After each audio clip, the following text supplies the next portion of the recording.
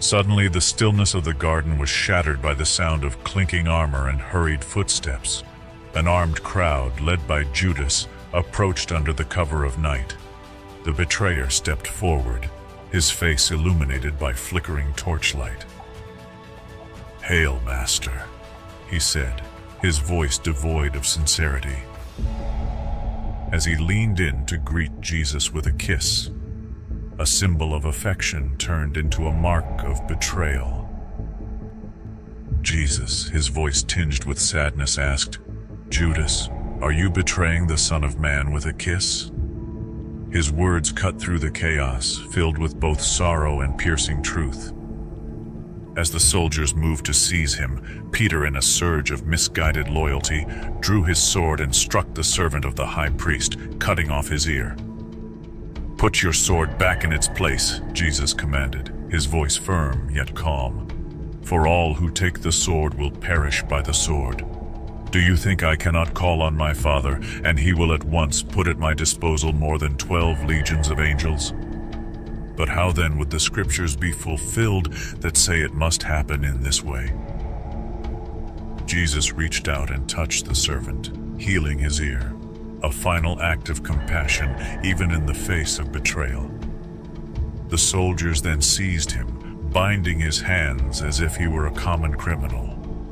The disciples, overcome with fear and confusion, scattered into the darkness, leaving Jesus alone to face his accusers. Dragged before the Sanhedrin, Jesus stood bruised yet resolute. The chief priests and elders hurled accusations, seeking false witnesses to condemn him. "Tell us if you are the Christ, the Son of God," they demanded, their voices filled with malice. Jesus replied, "If I tell you, you will not believe, and if I ask you, you will not answer. But from now on, the Son of Man will be seated at the right hand of the power of God." "Are you then the Son of God?" they insisted, their question charged with venom. "You say that I am," Jesus declared, his words steady and unshaken. The high priest, enraged, tore his garments and shouted, "Blasphemy! Why do we need any more witnesses? You have heard it for yourselves. What do you think?" "He deserves to die," came the cry from the council, their verdict sealed by their hardened hearts. As dawn broke, Jesus was brought before Pilate, the Roman governor. The religious leaders, unwilling to let their plot falter, presented him as a political threat. "This man claims to be a king and stirs up rebellion against Caesar," they accused. Pilate, unimpressed by their zeal, turned to Jesus. "Are you the king of the Jews?" "You say so," Jesus replied calmly, his composure unbroken. Pilate, marveling at Jesus' restraint amidst the relentless accusations, found no fault in him. "I find no basis for a charge against this man," he declared. But the crowd, stirred up by the chief priests,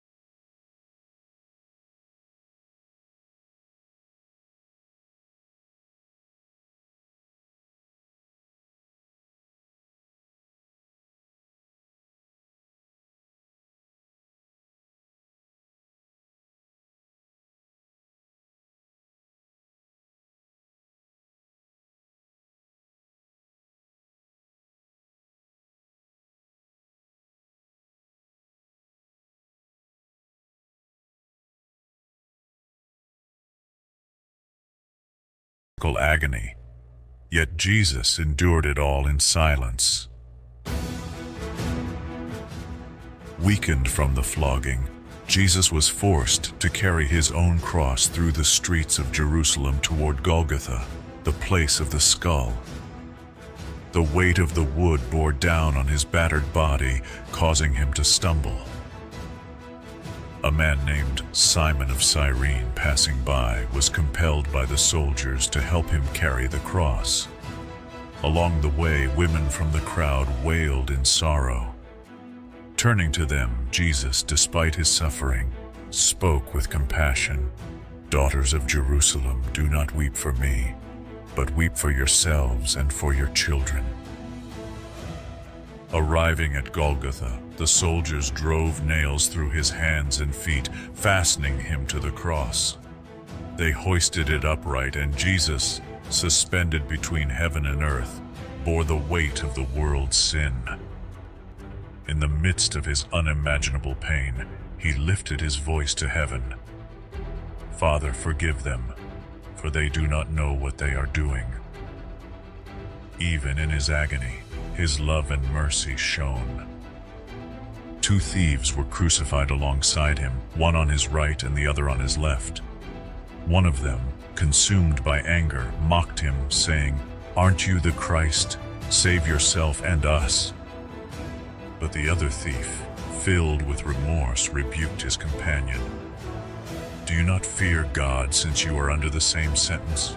We are punished justly, for we are getting what our deeds deserve.